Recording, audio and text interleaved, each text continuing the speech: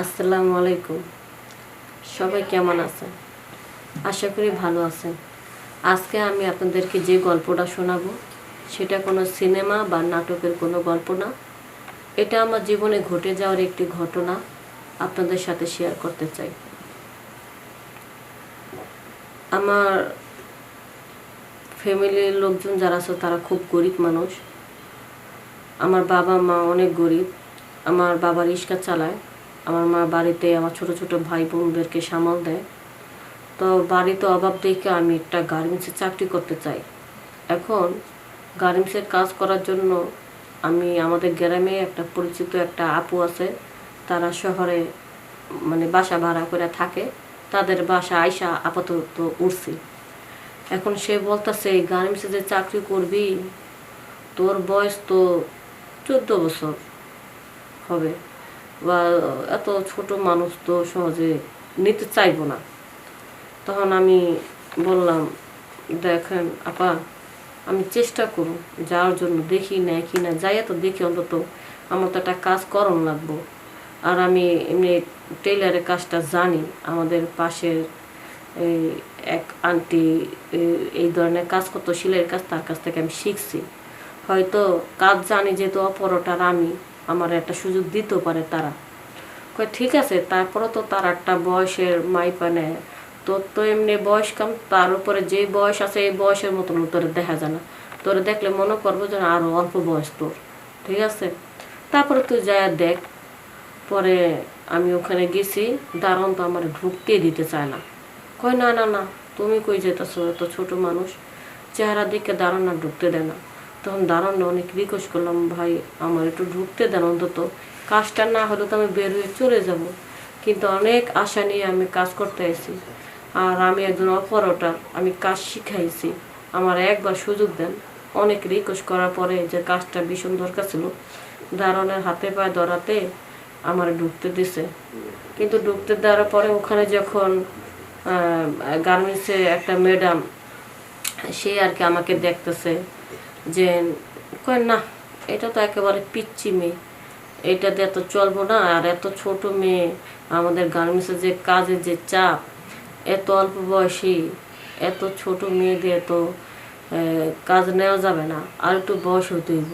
এখন ম্যাডাম তো ওখানে মালিক না, ম্যাডামের হলো দায়িত্ব আছে। তো ম্যাডামের খুব রিকোয়েস্ট করছে। পরে আমার প্রতি একটা ম্যাডামের মায়া লাগিয়ে গেল। তো ম্যাডাম বললো কি, ঠিক আছে, তুমি যখন এত রিকোয়েস্ট করছো, আর তার উপরে তুমি একজন ভালো অপারেটর, পারদর্শী, দেখি একটা কাজ করো। ও যে 3 তলার অফিসে বসে আছে, আমাদের যে মেন এমডি স্যার, সে বসা আছে, তার অফিসে যাও। সে যদি বলে ইয়েস, তাহলে ওকে। কারণ যেহেতু আমাদের যেটা নিয়ম, যে এই একটু বয়স না হইলে তো চলবে না। ঠিক আছে, এখন আমরা যদি তার হুকুম ছাড়া তোমাকে রাখি, বসে বলবে এতটুকু মেয়েকে কেন আনছেন, আমাকে কি একবার জানাইছেন নি, হ্যান তার নানান প্রশ্ন, এমনকি আমাদের চাকরি নিয়ে টান দেবে। পর আমি 3 তলা বসের রুমে গেছি। যাওয়ার পরে গেটটা, দরজার সামনে যখন যা বলছে যে স্যার আসতে পারি, যখন আমাকে দেখছে, দেখার সাথে সাথে আমার মেয়ে হাও এ তাকা রয়েছে বসে। এখন আমিও চুপচাপ ভাবে দাঁড়া রয়েছি, আর বসও আমাকে দেখতেছে হাওয়া। তখন বললাম যে স্যার, একটু কথা বলতাম। কিন্তু আমি একে 2বার করে বলছি যে স্যার, আপনার সাথে একটু কথা বলবো। কিন্তু এই যে বস হাওয়া তাকায় রয়েছে আমার মেন, এই বসে শুনতেই পাচ্ছে না। তখন একটু জোরে চিল্লান দিয়ে বলছি মতন, তখন সে তার পানির ভিতরে ঢুকছে। সে চমকা উঠে কয়, ও হ্যাঁ, বলো বলো, কি বলবা, আমি তো ভুলেই গেছি। তখন বললাম, স্যার আমি তো কাজ করতে চাই আপনাদের গার্মেন্টসে, একজন অপারেটর।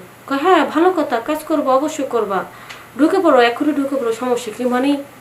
বসে তো প্রথম দেখাই আমার প্রতি ক্রাশ খেয়ে গেছে গা, যে একটা গরিবের ঘরে এত সুন্দর পদ্ম ফুল কিভাবে ফুটে, মনে হচ্ছে যে গোবরে পদ্ম ফুল ফুটে রয়েছে। পরে আমরা দেখার পরে, প্রথম এক পলক দেখার পরেই তার মনে ধরে গেছে গা।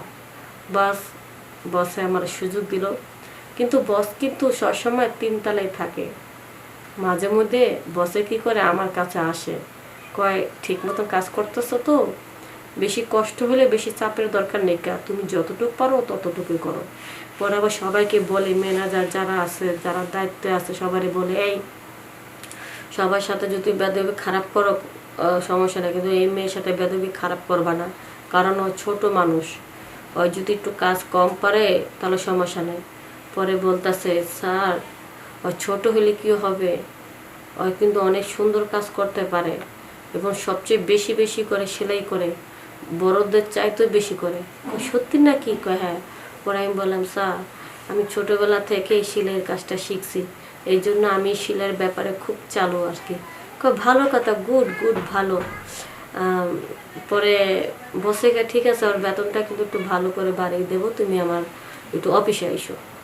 তো আমি 3তলা রুমে গেছি, যার পরে বলে যে, যাক তুমি আসছো ভালো হয়েছে, তো তুমি কি খাবা বলো, তোমার জন্য কি আনবো। পরে আমি বললাম যে, না স্যার কিছু খাবো না, কিন্তু আমার তো কাজ লস হয়ে যাচ্ছে, কাজগুলো শেষ করতে হবে না। সমস্যা নাই, লস হলে ওটা আমি বুঝবো, কোনো সমস্যা নাই, কিন্তু তোমাকে তো কিছু খাওয়াতেই হবে। পরে আমি বললাম, আপনার যা মন চায় তা খাও, সমস্যা নেই। না, আমার সাথে চলো, আজকে গাড়িতে করে তোমাকে আমি বড় রেস্টুরেন্টে খাওয়াবো। এখানে হয়তো আমি একটা বস হিসাবে আসি, এখানে যদি খাওয়া দাওয়ার আয়োজন করি, এটা মানুষে কি মনে করবে, আজকে তোমার ছুটি, চলো আমার সাথে রেস্টুরেন্টে খেতে যাবা।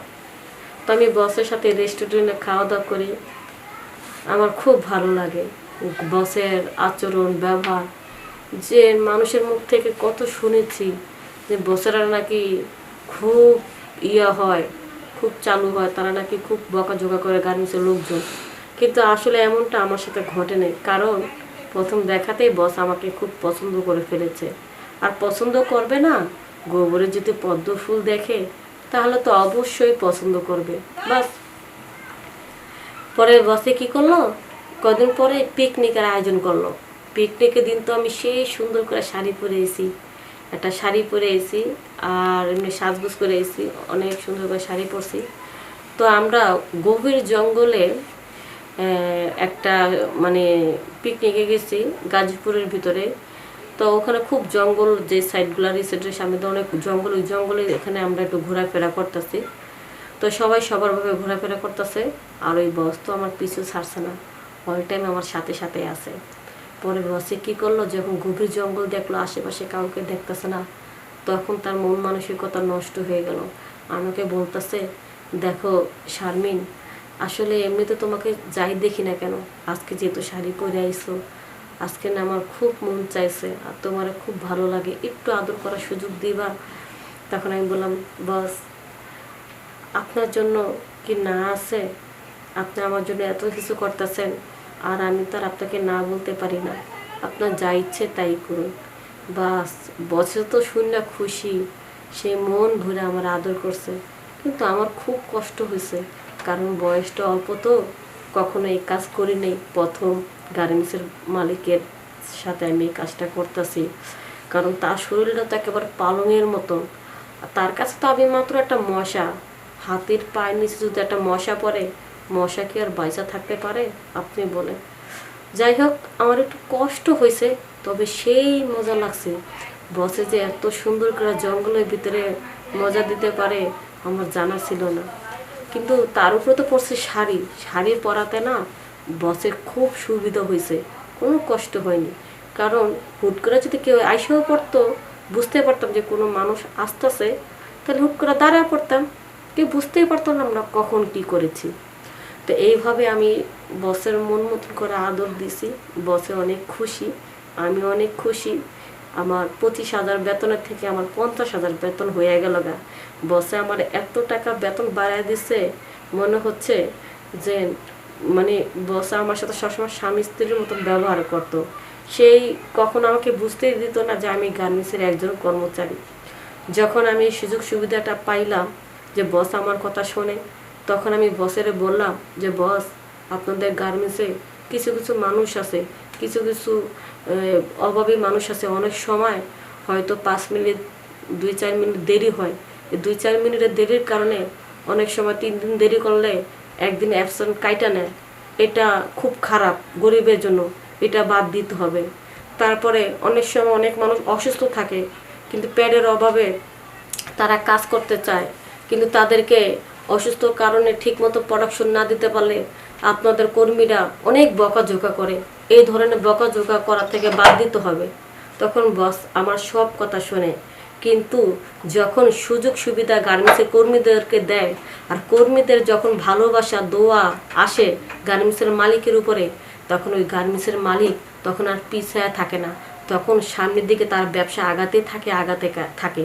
কারণ ওই যে গার্মেন্টস শ্রমিকের দোয়া আছে, তাদের ঘাম মোছার কষ্টের টাকা এবং তাদের দোয়া আছে, তারা পাশে আছে। এই জন্য আপনাদেরকে বলতেছি, যারা গার্মেন্টস শ্রমিকরা কাজ করে তাদেরকে বকাঝকা দেবেন না। মানুষের মাত্রই ভুল হতে পারে, তাদেরকে ভালোবাসা দেন, দোয়া দেন। আপনাদের ভালোবাসা যখন পাবে, তাদের ভিতর থেকে দোয়াটা এমনি আসবে, আর তখন আপনাদের লস হবে না, লাভই হবে। কারণ একটা মানুষের দোয়া আল্লাহর কাছে যায়, পৌঁছে যায়, তখন আল্লাহ এমনিতেই সেই ব্যবসা বরকত বাড়ায় দেয়। তো সবাই ভালো থাকবেন, সুস্থ থাকবেন। আসসালাম।